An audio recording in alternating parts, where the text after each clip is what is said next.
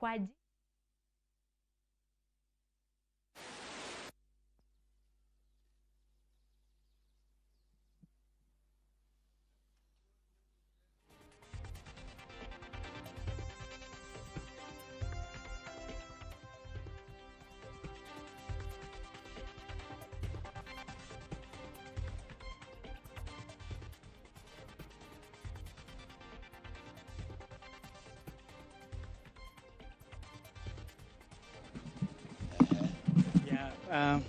Did we just tell us, this is the first time we are seeing you after more than 48 hours.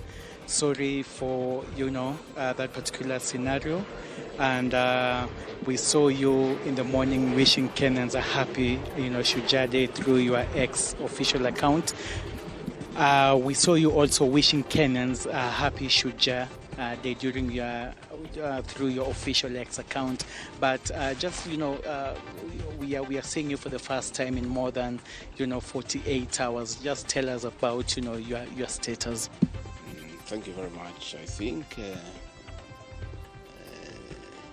on Thursday I had proceedings in the Senate throughout the morning, and I think we broke at 1 o'clock or so.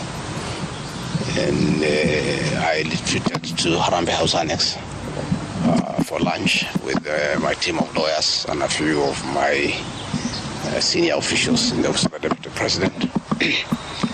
And after lunch, we went through my examination in chief in the afternoon and possible areas of cross-examination by the councils for the National Assembly and by the senators themselves. And my team took off for the Senate, and I went through my office to pick my notes. And when I was going to the office is when suddenly I developed very, very intense pain in the chest. And I sat down, and the pain continued, and it was very intense and very sharp. And I did call my doctor, Dr. Gikonyo, of this hospital, who has been my doctor for the last 20 years. And I described him in brief how I was feeling. He asked me about the intensity of the pain, and I told him it was very, very, very intense. And as we were speaking, I started having shortness of breath. And Dr. Gikonyo instructed me to drop everything I was doing and get here to Karen as quickly as possible. He told me what I had described is not a good thing, and I should come here. And I went down through the lift to my car, and he instructed my people to very speedily bring me here. And by the time I was getting here, I was under a lot of pain and shortness of breath. And I found Dr. Gikonyo and his team of paramedics were waiting for me, and quickly examined me. And he quickly made a decision that I must be admitted immediately for observation and possible treatment. And in fact, after I stabilized, he did tell me that had I been late for another 20 minutes, we would be telling a different story today. He didn't want to thank Dr. Gikonyo and his team of doctors and paramedics and the nurses. They have really taken very good care of me. And he would have wanted me to stay a bit longer for further observation. But I've requested that he allows me to go home. And he thinks I'm quite stable to go home, where he can look after me when from home. In any case, my home is not far away from here. And if there is any problem, I should be able to get back here. But as we speak, I'm okay. A little bit weak, but I feel better. The pain, the intense pain has gone away. What is there is very little pain. It is manageable for a man. A man must be able to study some of these small things. But in his assessment, I'm out of danger. But when I came in, it was very, very, very severe. And I want to thank the people of Kenya for their prayers. And I'm sorry, many came to see me. I was not able to see them. The doctor could not allow them because I needed a lot of rest. And I was at a very serious observation by a team of doctors and nurses. And therefore, I was not able to receive visitors. And I want to thank those who took their time to come and visit me. Millions of Kenyans who have been praying for me for my quick recovery. I really want to thank them and to say that I will remain forever indebted to them for their concern, for their love, and for wishing me quick recovery. The unfortunate turn of events there during that particular time. Even as you were receiving treatment, a lot was going on in terms of Senate proceedings, the outcome of that. There's also a very active, legal proceedings on the same, resuming on Tuesday. In the wake of all this, even as the doctor has recommended that, you have a sufficient rest, at home, but maybe just tell us, will we be seeing you active? Will you respond to all these issues that are going? We're talking about a parliamentary outcome, also talking about a legal process which is so intense that has even involved a 3-judge bench. What will be your reaction towards all this? I think for now, my life comes first, my health comes first. It's unfortunate that when I was here in hospital, my brother and friend, President William Ruto, ordered for the withdrawal of my security from the hospital here. I've been here alone without a single officer looking after me. He ordered the withdrawal of security guards in my rural home in Nyeri, in my private home here in Karen, and all officers who were close to me were disarmed and given warning that they should not be anywhere near me. I didn't know President William Ruto can be that vicious. I am shocked by how vicious a man I helped to be president, a man that I believed in, a man that I was persecuted when supporting him, could be so vicious against me when I'm literally fighting for my life in hospital. How cruel can a man be? As we speak today, the Deputy President of the Republic of Kenya, Gachagua, has no single security officer around him. He's alone. And I am aware that a judge seated in Kirogoya, another one seated in Midimani, gave conservatory orders staying the proceedings of the Senate, which effectively means I'm Deputy President. But the President, in total violation of the court orders, viciously, with due security around me, again, to cripple the functions of my office, he ordered through the head of public service, Felix Koskei, that all officers in my office be sent on compulsory leave. Last night, all vehicles assigned to officers who work under me were impounded to cripple the office of the Deputy President. I don't understand this level of viciousness to a man who have been your deputy, who helped you to become president, irrespective of whatever he has done. At his lowest moment in life, when he's literally struggling to stay alive, you unleash such viciousness against him. I bear no grudge against anybody, but this had not seen that in President William Ruto. The man I'm seeing is not the one that I thought that I knew. I know there was concerted effort that I should not go to Kwaria for the celebration. Wilson Airport were told that I should not go through Wilson Airport. All owners of helicopters were told that I should not be allowed to use any of them to go to Kwaria. I don't understand. But as I say, I want the people of Kenya to know that as I go home today, I have no security. And it's good that they know. And if anything happens to me or my family, President William Ruto must be held to account. We've made many mistakes in life.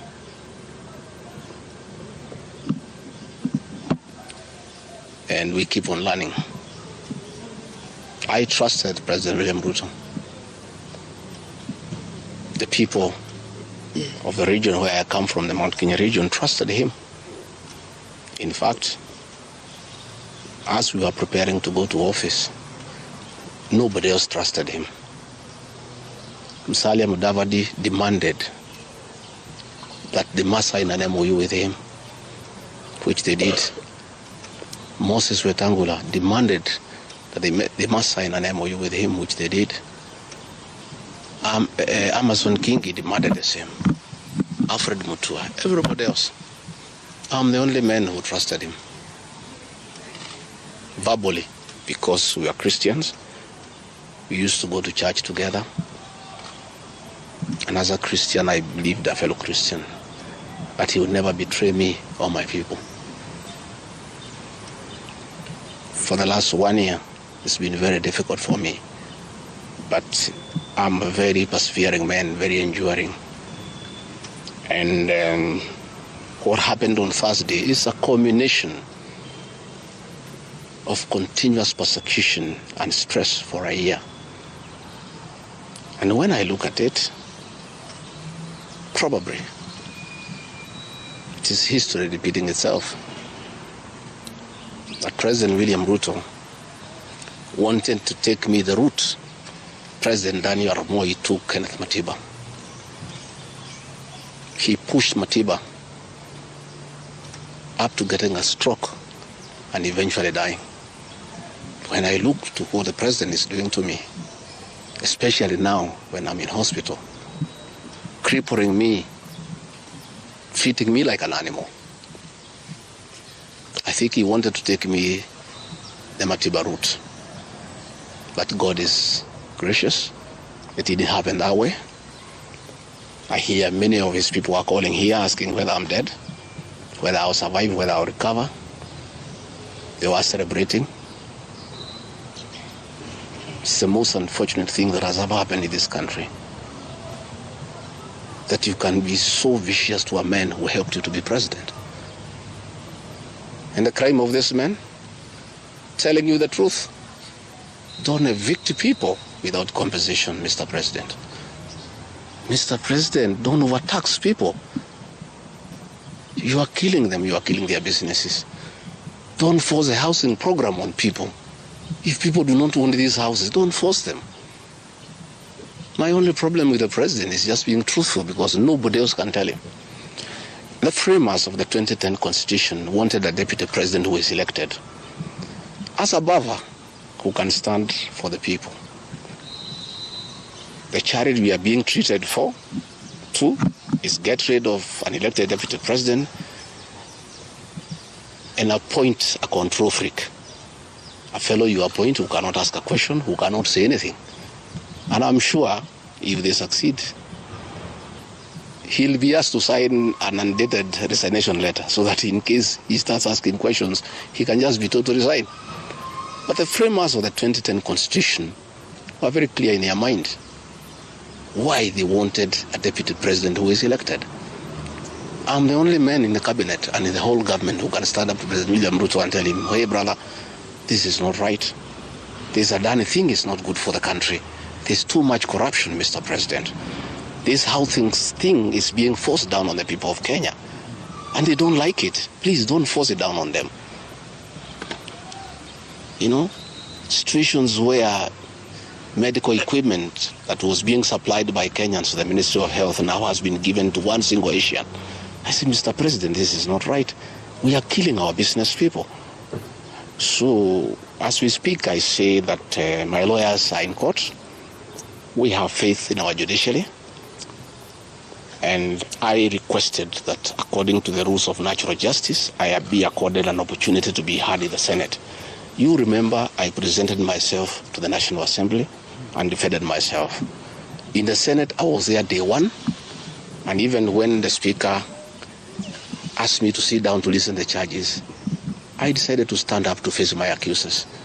I was there the following day. I was ready for cross-examination. The 11 counts is nothing but malice and fiction. It was a political game by the president to get rid of me. And looking at it, I don't think the president had any intention of ever working with me. I think he just needed me to help him win the election because of my mobilization capacity and the faith that the Mount Kenya region has in me. So I should have been given an opportunity. I have asked my lawyers and they have told me the motion was not time-bound. What is time-bound is a select committee that should work for 10 days and then report to plenary. That committee was never constituted, so this matter should have continued and waited for me. I was ready for cross-examination so that I answer those 11 counts one by one, and I'm sure had I been given that opportunity, I would have persuaded the senators otherwise. I was not given that opportunity. When you look at the speed at which Gachagua is being hounded at office, it's like the story of Simon Makonde. You remember that story? One who died, who was born on Monday and by Sunday was buried. The kind of efficiency that has been exhibited in hounding Gachagua out of office, if this efficiency was being exhibited in the management of the affairs of this country, Kenyans would be very happy. What is the hurry? The framers of the Constitution gave the president 14 days to look for somebody to replace the deputy president. It gave Parliament another 60 days. That's a total of 74 days. Why is a job that was prescribed by the framers of the Constitution to be done within 74 days is being done in half a day? You must ask yourself that question. I think it's being hurried to circumvent justice to avoid the courts of law from interrogating this matter and making a decision.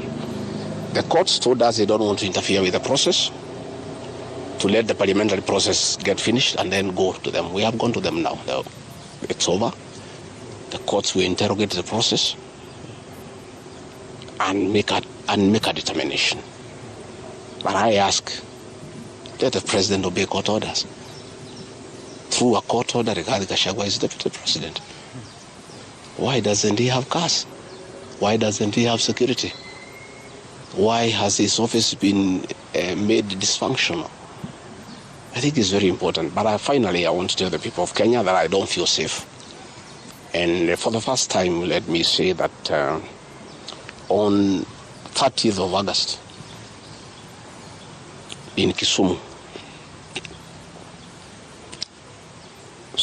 undercover security agents entered my room in Kisumu and bagged it. And one of them tried to poison my food.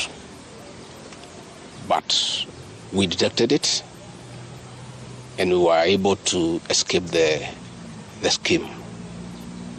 I was supposed to be killed through poisoning.